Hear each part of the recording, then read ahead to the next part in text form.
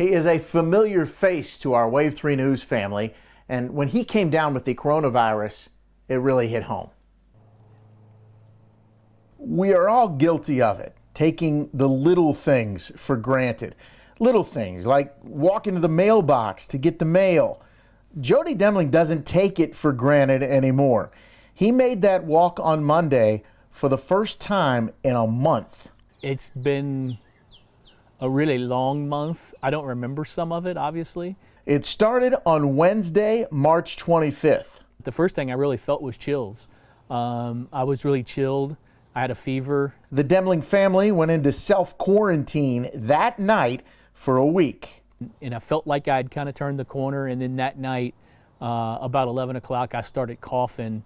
And by the time the next morning when I woke up, I could barely breathe. I could not catch my breath. You know, I remember the one thing I remember, it's crazy to the little things you remember, but I remember that Thursday morning, I remember waking up at some point and sneezing, and it hurt so bad. It felt like my bones were cracking. On Thursday, April 2nd, his temperature got to 102, and his wife Angela called EMS.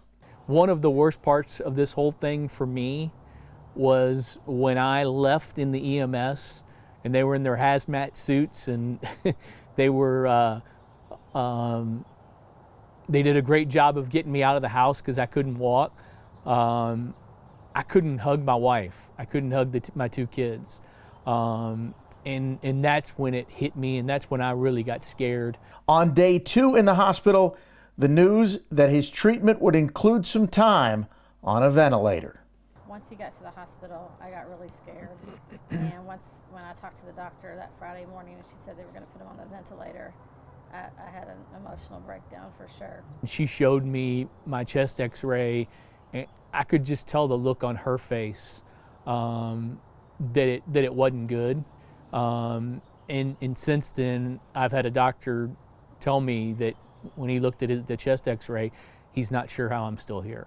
Angela was stuck at home, unable to visit or talk to her husband.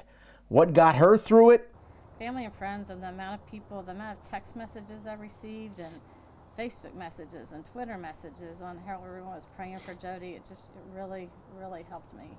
It worked. On the night of Wednesday, April 8th, they started to wean Jody off of that ventilator. I was awake. As a matter of fact, the first thing I remember was Kevin Harnett on my screen, and doing some breaking news radar on the radar. So we just took your husband off the ventilator, and he wants to talk to you. That was that was the best ever. I talked to Angela, and then Cassidy and Tanner both got on the phone, and it's just something that you know, I very easily could have not come off of that ventilator and not ever talked to them again. But you know, God has a plan for me for the future and for us, and it worked out for the best for us. Here we go.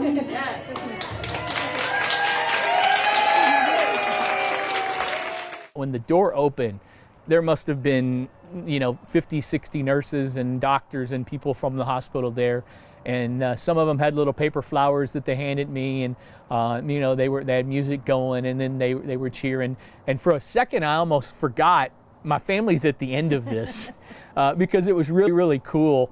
And then we took the turn outside, and there was my family, and that just that's when I kind of lost it, and it was pretty emotional, but it was worth it. It was awesome. I could tell that he had lost weight. I could tell that he looked a little drained, you know, from everything, but it was just the best feeling. Just the best feeling. A parade of cars drove by the Demling house to welcome him home. I've just been, you know, overwhelmed, very overwhelmed. You know, I told somebody, you know, last week, I'm used to being the person doing the story, asking the question. His fight is far from over.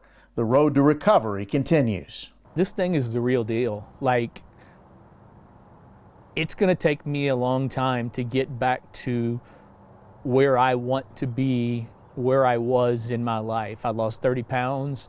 I lost strength, the stamina, just different things that it's going to take a long time. This thing is the real deal.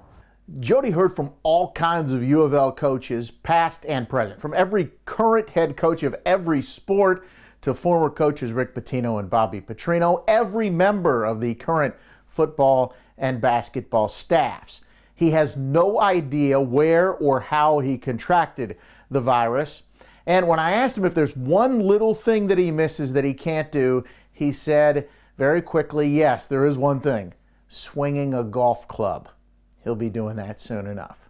Kent Taylor, Wave 3 News.